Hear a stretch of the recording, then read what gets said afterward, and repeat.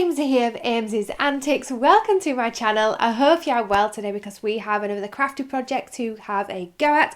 And this week we are sticking with the autumn theme and a bit of autumn DIY decor by making an autumn themed wreath. Now these are perfect for sprucing up any doorways, whether that is outdoors or indoors, and adding a bit of that pop of autumn colour to your decor. So if you would like to see how to make an autumn wreath, then let's get crafting. To make the autumn wreath base, you are going to need some faux pumpkins or other harvestable type goodies, as well as some faux autumn leaves, some dried twigs slash sticks, pine cones, a wreath base. I'm using a double metal ring wreath base here, some green foliage and dried moss, some raffia yarn, a glue gun, and some twine or jute string to create the loop for the wreath.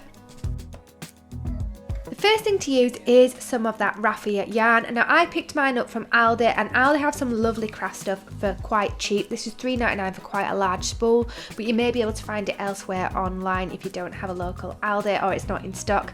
Now what you want to start doing is take the end of this and tie it in a double knot around that double ring wreath base rather, and then begin wrapping the yarn all the way around the wreath. Now you want to make sure this is quite tightly packed together, and it gives it a really nice straw look, which is quite autumny, I think. So all you need to do is keep wrapping this around. It is a little bit fiddly because you've got to keep going in and out of the ring, but once you get the knack of it, it does come together really well. Keep going until you get to the end, and then tie this off again with a double knot.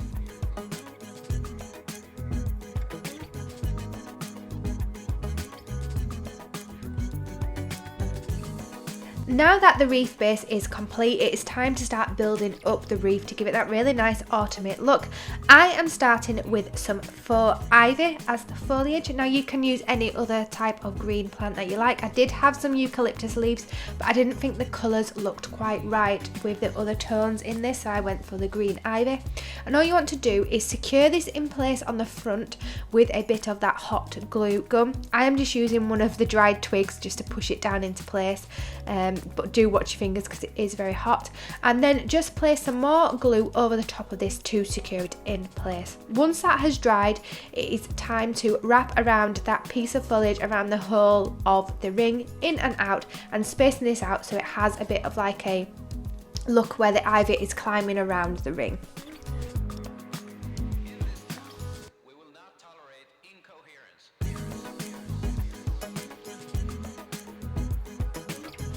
Once this has wrapped the whole way around, it's time to secure the end again with a bit of that hot glue.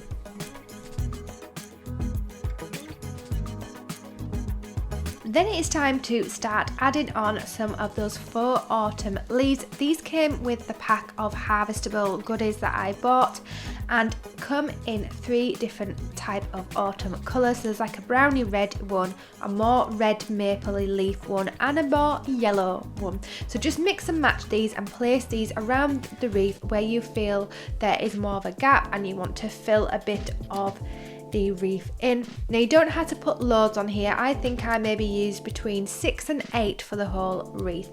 Just going around the wreath and placing these where you feel they need to be.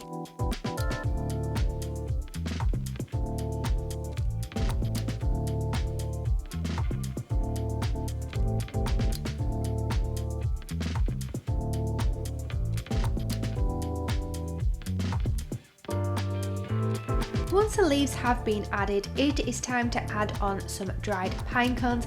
Now I dried these out last Christmas and used them on one of my Christmas wreaths, so I will link that above. And to do this, all you need to do is collect some pine cones from your local forest, wood, wherever you can find them, and place these on a baking tray and dry them out in the oven for a few hours on a low heat. Now these aren't very crispy, they're still a bit soft, but I think they look lovely anyway on the wreath, and they were still in good nick after nearly a year of being dried out. So just use a hot glue gun and place these around on the wreath where you feel they need to be. We'll be coming back and adding more of these later on as well. You can also start experimenting with the dried twigs and adding these around in those areas as well.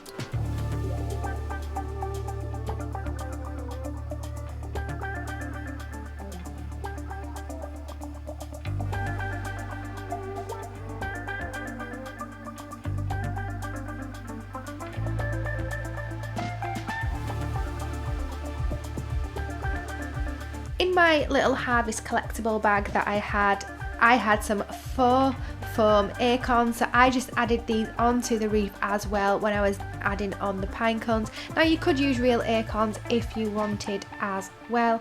These will be really easy to dry out, similar to how you would do with the pine cones. Keep adding a few of the dried sticks as well to give a little bit more definition and structure to the wreath. For a bit of a statement bit of the wreath, it is time to put on one of those faux pumpkins. Now these are made of like a lightweight foam, so really light and easy to put onto the wreath. Now what you want to do is not drop it in the hot glue, but place it on in your designated place. You can see the hot glue has actually sort of done something to the foam. It looks like it's got a little mushroom growing out of it, but I don't mind. I think it adds to the look. And then just stick this down. Where there are gaps on the wreath, just use a bit of the hot glue again and place some dried moss onto this. It gives it a little bit more definition and a little bit more earthiness to it, and the oranges and browns really pop with this dried moss. For an added bit of pop of colour and extraness to the wreath, I use some of the faux berries that came in the pack, and the red really do go well. I thought this would look too Christmassy, but against all of those oranges and browns, it really does pop and looks lovely. So I place these on either side of that pumpkin. The pumpkin is at the bottom of the wreath and these are sort of going up the wreath. So the statement part of this wreath is at the bottom, working its way upwards.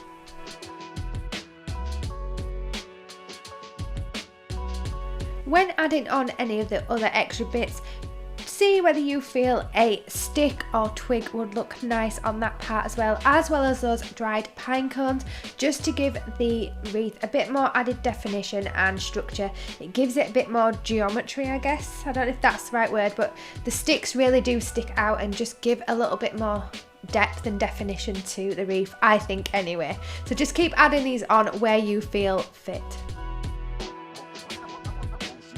Towards the top of the wreath, I just used one of those smaller pumpkins, or I don't know if they're called gourds, something like that. It's something else in this harvestable pack, just to add a bit more definition. And then on the opposite side, some mini pumpkins and little berry type seed pods that came in the harvest pack, with some of them pine cones as well. So just keep adding bits in where you feel the space needs to be filled and what sort of contrast but complement each other as well.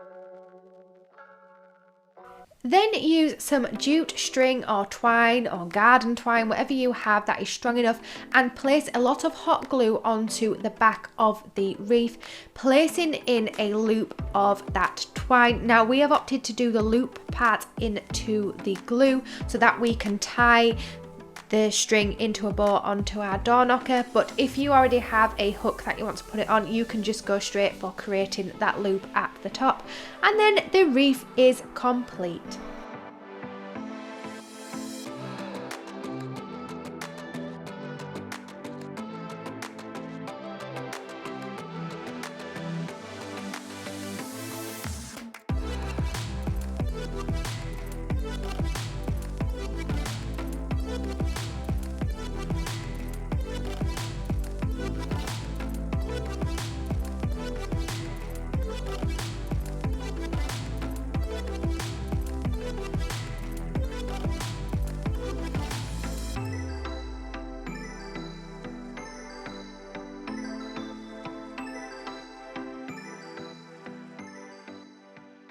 So there you have how to make an autumn wreath, perfect for adding that bit of pop of autumn colour to your decor and making the place feel a little bit more homely and cosy. Now, like I said, you can use this indoors or outdoors, but if you are going to use it outdoors, then you may want to bring it in when the weather turns a little bit south. So I know we've had a bit of wind problem and a bit of torrential rain. I didn't want to put the reef out in that and ruin it, so just be mindful of what your weather is like. And when you are using the glue gun, do be careful, because I burned my thumb. Oh, it's still a bit sore. That's a few days on, and yes, I don't recommend burning yourself with a glue gun. I know there is some silicone thimble type things that you can buy, so I think I will have to invest in some of them the next time I use my glue gun, because that's not the first time I've burnt myself with one of them, and it is painful, so do be careful. And also, with the supplies that you need for this, you can pick a lot of them up on Amazon. I will link the ones I bought below if you would like to use the same ones. But you can also check out all the cheap shops like Home Bargains, B&M, Poundland, Pound Stretcher. I am sure they will have lots of autumn themed goodies, and even maybe the Works, because the Works has a lot of crafty things in there. One of my favourite shops. You may be able to pick up some autumn themed stuff for your wreaths. So if you've enjoyed the video, then please do give it a big thumbs up, and don't forget to hit that subscribe button if you are not already subscribed to keep up with more of my crafting antics coming up onto the channel. There's a new video every single week, and it ranges from DIY projects like this to a bit of beauty DIY and sometimes a little bit of travel when we're able to. So be sure to hit that subscribe button if it sounds like something you are interested in, and don't forget to hit the notification bell as well, because that will tell you every time one of my videos goes live. And check out my blog, Ames's Antics, links below, because there's always a ton more information over on the blog for you to check out. There's a blog post for every video that comes up onto the channel. And with that said, I will see you in next week's video, and I hope you have a lovely rest of your day and week, and happy crafting. Bye!